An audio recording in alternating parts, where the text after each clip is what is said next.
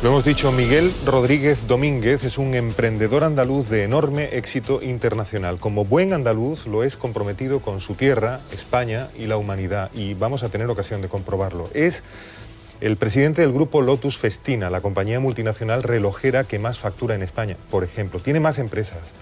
Por cierto, las sacó todas de Cataluña hace rato, hace tiempo, por la deriva independentista de su autogobierno. De su localidad natal, que es la línea de la Concepción, Campo de Gibraltar, Cádiz, Miguel Rodríguez es hijo predilecto. También es medalla de Andalucía. Miguel Rodríguez, buenos días, bienvenido a Canal Sur Televisión. Muchísimas gracias, buenos días. Gracias por estar en nuestro plató, estamos un poco emocionados de tenerlo. Emocionado yo, que soy la primera vez que estoy en un plató. Bueno, pues qué alegría que sea en la televisión de su tierra. Cuando uno piensa en su tierra y puede decirse a sí mismo hijo predilecto de mi localidad natal o de mi pueblo y puede decirse medalla de mi comunidad autónoma, ¿qué siente? ¿Se dice algo así como, bueno, algo habré hecho? O... La verdad es que no te lo planteas mucho. Yo creo que me merecía más la medalla mérito al trabajo, porque es lo que he hecho toda mi vida, trabajar muchísimo. Pero porque me divierte, ¿eh? No por obligación la mayoría de las veces.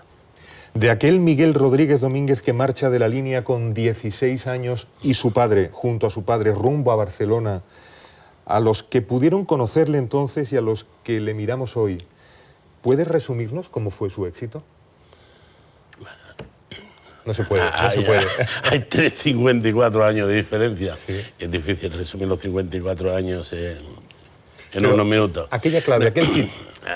Sí, no, mis padres me llevan allá, mi padre me llevó cuando era el cierre de la verja, me llevó a Barcelona y estuve 3 años en Barcelona. Una familia, perdón, que no tenía dinero ni siquiera para costearle las enseñanzas medias. No, así es. Bien, con su padre va a Barcelona. Me va a Barcelona. Entonces el viaje duraba 2 días. Íbamos de Algeciras a Madrid y de Madrid a Barcelona. Y yo me acuerdo que mi tía Catalina me dio 500 pesetas y sobre todo la gente que nos conocía nos dijeron que cuando llegáramos a Barcelona que no saliéramos por la puerta principal porque a veces la Guardia Civil cogía a los inmigrantes y los volvía a meter en el tren y los devolvía para Andalucía. Que saliéramos por una puerta lateral porque allí estaban mis primos que eran de Algeciras y no estaban esperando. Tienen lo suyo, no salgan por la puerta principal que les pueden devolver. Por donde ahora, sí. Estuve 3 años en Barcelona, muy duro, durísimo. Y después con 20 años me fui a Suiza. ¿A Suiza? ¿Allí llegaron los relojes? No. Yo cuando me fui a Suiza tengo algo que decir, es que al cabo del tiempo, estar en Suiza 2 o 3 años, yo me dije que jamás iba a volver a Barcelona. Porque yo los 10 años estuve en Suiza, de mayo 68 al 1 de mayo de 1978, yo en Suiza no sentí el racismo. El racismo lo sentí en Cataluña por ser andaluz y por mi acento, pero fundamentalmente por ser andaluz. Entonces... Cuando estaba en Suiza me dije, jamás volvería, ¿qué pasa? Me casé con una catalana y... Claro, porque hay catalanes que cometen la torpeza y hay catalanes que cometen la belleza y hay personas de todo tipo en Cataluña y en todos sitios. Evidentemente. Oiga, usted dice de sí mismo, Miguel, que es un emprendedor más que un empresario. ¿Nos puede explicar la diferencia? Es que a mí el término empresario me molesta un poco. Ajá. Y me molesta porque primero estaba bastante desprestigiado. La folclórica dice mi empresario. O los toreros también dicen mi empresario. O esos especuladores de la construcción también dicen empresario. Y yo, en nuestro idioma existe, pero una vez vi un programa de televisión en Italia donde el presidente de la República, el señor Berlusconi, estaba allí en primera fila, pero sentado allí enfrente. El presidente de la República entregaba la medalla a los emprenditores, en italiano, que son emprendedores en España. Y yo creo que es la capacidad de emprender que algunos tenemos de innata, pero yo creo que es de las cosas que posiblemente faltan en nuestra enseñanza, que a los niños tendrían que enseñarles el emprendimiento. Entonces hay una gran diferencia entre ser ese empresario poco definido y ser un emprendedor. Entonces la diferencia para mí es enorme. El Miguel Rodríguez de éxito que conocemos tiene compromiso filantrópico, y vamos a decir la palabra con todas sus letras, compromiso de amor al género humano. No sé si le gusta o no le gusta que se diga. Sí. Podemos poner algún ejemplo, a pesar de que su discreción quizá no lo tenga bien. Podemos hablar de donación o donaciones a la sanidad en favor de tratamiento contra el cáncer, y en Andalucía. ¿Es correcto? Es correcto. Cuando escucha alguna crítica a este tipo de donaciones por parte de gente que tiene poder para hacerlo, yo creo que ni merecen respuesta. Yo siento desprecios por ello. Porque el día que se encuentre con un problema de salud y utilicen esos aparatos que ha dado en este caso a Mancio Ortega, pues posiblemente, sobre todo los que utilizan esos instrumentos, estoy muy seguro que lo agradecerán. La gente que la ha criticado no tiene, para mí... Otro ejemplo de su compromiso, hemos dicho, con España y con la humanidad, como andaluz que es. El primero quizá puede referir a Andalucía, que es donde usted ha actuado en el sentido que hemos dicho de esas donaciones. Su compromiso con la causa saharaui, que este mismo verano va a ocuparle. ¿Por qué? ¿Qué siente usted ante la causa saharaui? Yo creo... Mira, esta noche no he dormido. Estoy en baja forma, pues esta noche no he podido dormir porque ayer leí en un periódico que nuestro gobierno ha dado 360 vehículos a Marruecos con el pretexto de son para luchar contra la inmigración ilegal. Yo fui un inmigrante legal. Yo cuando me fui a Suiza no llevaba ningún contrato. ¿Documentación? Documentación, solamente mi pasaporte. Y yo me pregunto si a partir de ahora vamos a luchar contra la inmigración ilegal con tanques, con material de guerra. Ese material va a servir para oprimir al pueblo saharaui, que nosotros fuimos malos colonizadores y peores descolonizadores contra nuestros intereses nacionales, aparte del tema de justicia, de que nos interesaba a nivel económico un Sahara libre. España le ha dado la vuelta y yo, como español, siento la necesidad de ayudar al pueblo saharaui.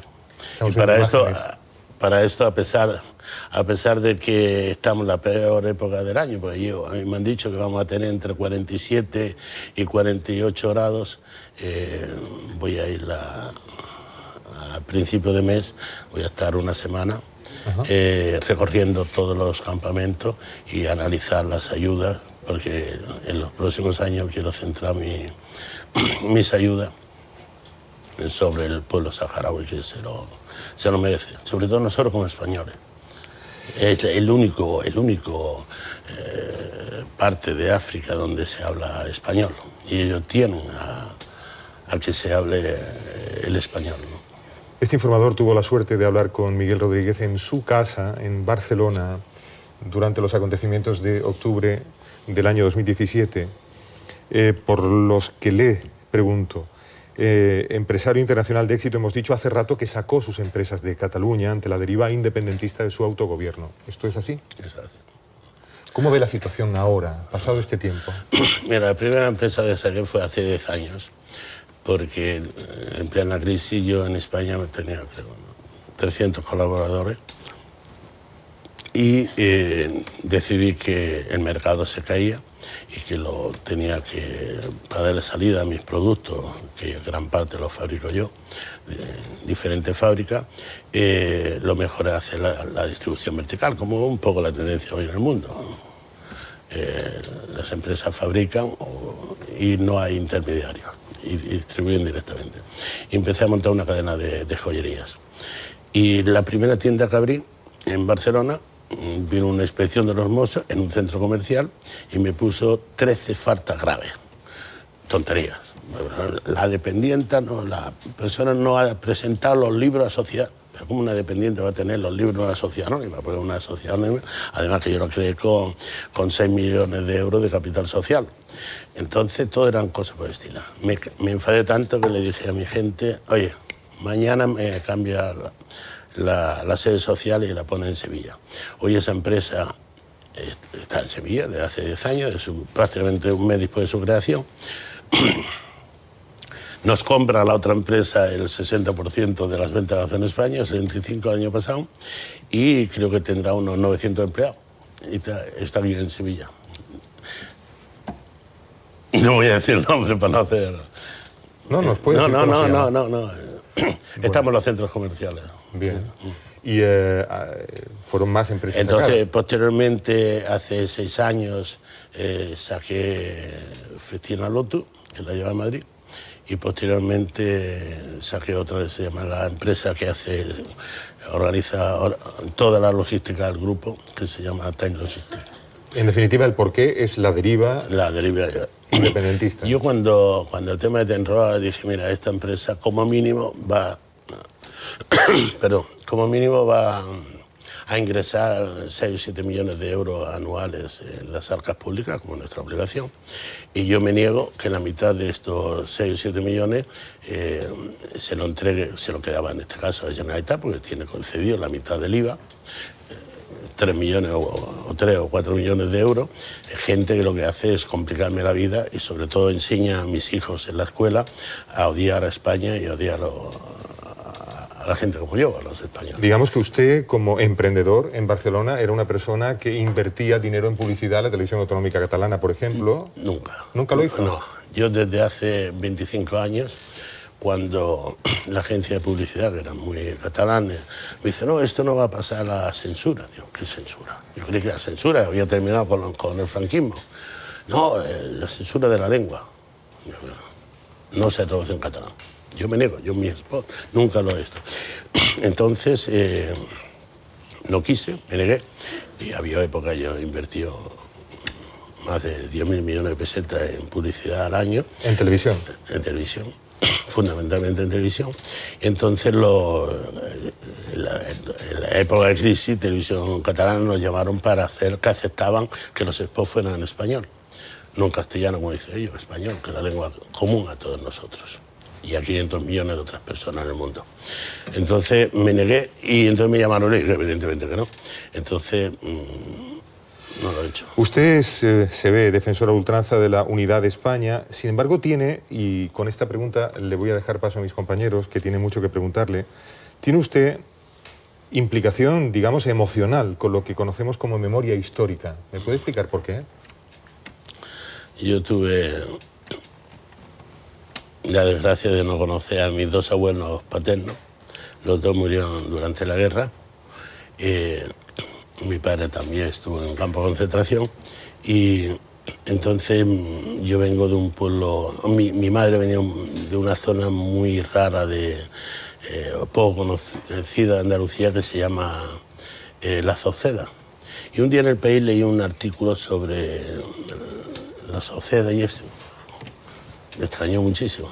Llamé a un amigo, un andaluz célebre, que es mi amigo Paco Lobatón. Oye, Paco, ¿tú conoces a esta gente? Me puso en contacto con un historiador que me puso en contacto con ellos y al final terminé, financié toda la campaña de búsqueda. Y por casualidad, porque yo nunca me lo había imaginado, por lo que habían explicado mi familia, mi abuela, mi madre, por casualidad encontremos los restos de mi abuelo y de su madre en una fosa. A través del análisis del ADN, pero no fue mi objetivo.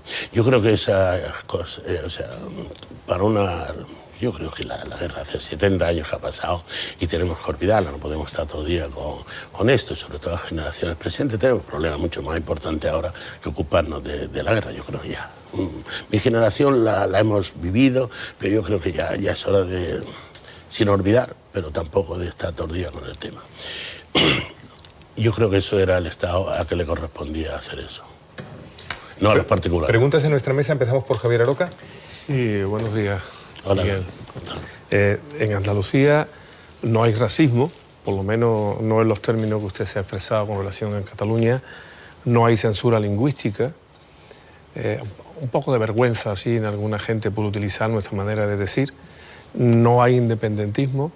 Y la pregunta, si no hay censura, si no hay independentismo, si no hay racismo, ¿por qué no hay aquí tantas empresas como en Cataluña? Yo pienso que es por razones históricas. Cataluña ha vivido en los últimos 400 años de España. Yo creo que la que roba a España son los catalanes, no lo que dicen ellos, que España nos roba, al contrario. La primera industria textil del mundo en el 1200 estaba en Almería. Y vinieron los piratas ingleses, junto con los catalanes, se llevaron los telares a Manchester y otra parte a Cataluña. Y parte del nacimiento de la industria textil catalana, que además es ilógica que estuviera en Cataluña, porque la materia prima se realizaba en Castilla con el algodón, con la lana, y aquí en el Guadalquivir el algodón. Lo lógico es haber montado aquí la industria textil, o en Castilla. Se hizo por razones políticas. La primera industria siderúrgica de España se montó en Málaga, pero el gobierno central prohibía la importación de carbón inglés, sobre todo el carbón de hulla, porque tenían que utilizar carbón andaluz que... Pero eso eran políticos españoles, no catalanes. No, eso eran políticos, pero nosotros, eso ha sido las concesiones que ha hecho a lo largo de la historia. Políticos españoles, no políticos españoles que han hecho a lo largo de la historia. Secciones continuas a Cataluña. José Luis Losa. Usted, su firma vende, creo, 5 millones de relojes al año, tengo leído, pero más allá de la cantidad, me sorprendía ver una información que hace unos meses una reconocida escuela de negocios hizo un ranking de las 100 principales marcas de lujo reconocidas en el mundo, y entre ellas había 3 españolas, y una de ellas era Festina Lotus. A estas alturas en las que muchas veces se apuesta por la cantidad, ¿usted ha apostado más quizá por la calidad y por hacer algo exclusivo, o cree que hay para todo tipo de mercados? ¿Cuál ha sido un poco su apuesta como empresario o como emprendedor? Yo la primera marca que creé fue Lotus, que es mi niña bonita, sí. Y esto fue en el año 80, y en el año 84, el 19 de diciembre, compré Festina, que era un poco el tren que yo había querido tener pequeño que no tuve, porque yo me quería volver de Suiza y tenía un amigo que había trabajado con Festina y me dijo que debía pedirle trabajo, no me lo dieron, y 4 o 5 años después compré la empresa, pero eso es casualidad. Buena anécdota. No, buena anécdota, pero eso es casualidad. Entonces,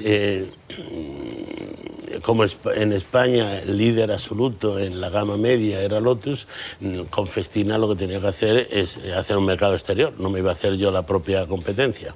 Entonces empecé a abrir Francia, Alemania, Bélgica, Holanda, Italia, los países de nuestro entorno, República Checa, en todos esos países tenemos filiales, Chile, y fuimos abriendo el mundo y esto. Entonces, yo hago un reloj... Oye, qué rápido lo dice, ¿verdad? Parece que ahí, porque está diciendo... De países como el que habla de pueblos. Sus pequeñas tiendas. Eso se hace con muchísimo trabajo. Yo a la gente cuando digo, mira, yo dormí muchas noches en la bañera. Sí, yo me iba 6, 7 veces al año a Tokio. Hubo un año que fui 11 veces, 4 veces a América Latina. Y me hacía siempre el mismo recorrido, Barcelona, Frankfurt, Frankfurt-Tokio, después me iba a Seúl, de Seúl me iba a Taipei, Taipei me cogía el tren, me iba a Tainan, a Taichung, me volvía a Taipei, venía a Hong Kong, me iba a Bangkok y por la noche cogía el avión a Frankfurt para llegar el sábado, a menos el domingo, para ver a mis hijos, porque si no los veía nunca. Ya solo le falta poder coger el tranvía de la bahía, del que hablábamos antes. Entonces, claro, si me hubiese puesto a dormir en una cama no me hubiese despertado. Entonces lo que hacía, me metía en la bañera, encendía el agua, lo calentaba y a las 20 minutos, 25 minutos se enfría el agua, te despierta, volvía a llenarla y así iba y dormía la hora o la hora y media que podía dormir al día. Ana Pérez Luna. Sí, buenos días, Miguel. Yo le he leído algunas entrevistas y he percibido que de algún modo usted es bastante crítico con la gestión de los gobiernos anteriores con respecto a Cataluña. Decía usted algo así como que parece que España se tiene que adaptar a Cataluña y no al revés. Entonces yo querría conocer, ahora que estamos en un momento pues, de un conflicto que parece que nadie le encuentra la solución, usted que tiene un bagaje importante y le presupongo además una buena cabeza, como vemos, ¿cómo cree que podría esto tener solución? ¿Pasa por el diálogo? ¿Por qué pasa este conflicto? Ahora, en España, desde hace un cierto tiempo, se habla mucho de fascismo, de extrema derecha, fascismo. Para mí, en España, hace muchos años que hay fascismo. Para mí, el fascismo es el señor Arzallo, ese que decía el RH negativo, ese que considera que sus cromosomas son diferentes a los míos. Para mí el fascismo es el señor Pujol. Usted ha leído lo que decía el señor Pujol de los andaluces, de nosotros, denigrante. O el señor Torres, donde dice que somos animales con forma humana. Ese es el fascismo. Ese para mí es el fascismo. Entonces, ahí todos los gobiernos, de derecha, de izquierda, empezando por Felipe González, terminando por el señor Aznar, cuando hablaba catalán en la intimidad, todo el mundo a esto. Para mí, en España, las cosas que tenemos que cambiar es la ley electoral, donde cada represente a la población, aparte del voto directo y esto, y que nuestros representantes no representen a la disciplina del partido, sino tengan que rendir cuenta a sus ciudadanos, que son los que le hemos votado. Pero aparte de esa historia, el nacionalismo, por definición, es insaciable. Entendido. Le pregunta José Joaquín León, última pregunta. Sí, yo voy a aprovechar también para hacerla relacionada con su origen en el campo de Gibraltar, ¿no? Porque muchas veces cuando se habla de aquella zona, y muy concretamente, por ejemplo, del caso de la línea de la Concepción, ¿no?, se ve como una zona muy conflictiva, como una zona donde hay pues muchos problemas relacionados con el narcotráfico, unos índices de paro muy altos. Sin embargo, en la comarca del campo de Gibraltar, pues bueno, hay empresas muy importantes, ¿no? Precisamente hemos visto hoy que ha ido el presidente de la Junta de Andalucía. ¿Cómo se explica ese contraste que hay entre una zona, una comarca donde hay empresas muy importantes que están entre las punteras de España y bueno, y emprendedores también como usted, que también ha realizado allí una labor importante, y luego esos niveles tan altos de paro y esa sensación de que es una zona deprimida? Por la situación geográfica que tenemos. Yo hago una pregunta, dos preguntas. Una, ¿por qué no viene una sola patera a Gibraltar? ¿O habéis oído alguna vez una patera que ha llegado a Gibraltar? Bueno, y la se oye, pero no sabemos si llega. No llega, te aseguro que no llega. Y la segunda cuestión es cómo los emigrantes marroquíes que vienen, los subsaharianos, a través de Marruecos, ¿cómo pueden llegar a Marruecos? Si no es directamente que los trae Marruecos por ahí Marruecos a Marruecos.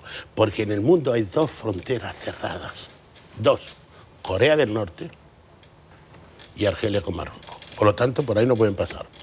Por el lado atlántico tienen el muro de 2.700 kilómetros que hicieron contra los saharauis. Es algo más que muy interesante conversar con Miguel Rodríguez Domínguez, lo estáis viendo. Nos quedamos sin tiempo y de verdad que lo lamento, pero así es la televisión. Es un medalla de Andalucía, es un hijo predilecto de su pueblo. Muchas gracias. Es un objeto para el orgullo de miles y miles de personas, particularmente, por fortuna nuestra, en Andalucía. Gracias por estar en Canal Sur esta mañana. Me gustaría un día que habláramos de los emprendedores, lo que yo pienso que falta en Andalucía. Y yo creo que a través de la enseñanza, de las escuelas, incluso vosotros tenéis un papel, pues a difundir los chavales que están por los pueblos, que toman y son emprendedores y montan sus pequeños negocios. Pues anotamos esa oferta y la tenemos pendiente, Miguel. Tenemos que hablar detenidamente de eso en la televisión de Andalucía. Porque nosotros necesitamos eso, Andalucía necesita eso. Un poco recogiendo nuestra... Gracias por venir a Canal Sur esta mañana. Muchas gracias a vosotros. Muchas gracias por estar en Andalucía y venir a la televisión pública andaluza. Bueno, nos hemos pasado de tiempo, compañeros queridos. Quedarnos sin tiempo hoy, Miguel. hablando con un vendedor de relojes, sí, de lujo. Otro Miguel, Miguel Poveda, otro Miguel, además vinculado con Cataluña, nacido allí, nacido en Badalona. Triunfa donde va. En Londres también, y triunfa con voz flamenca donde quiera que las haya. Voz de cante hondo, broncínea, dijimos al principio, poderosa. No es fácil conocer otra.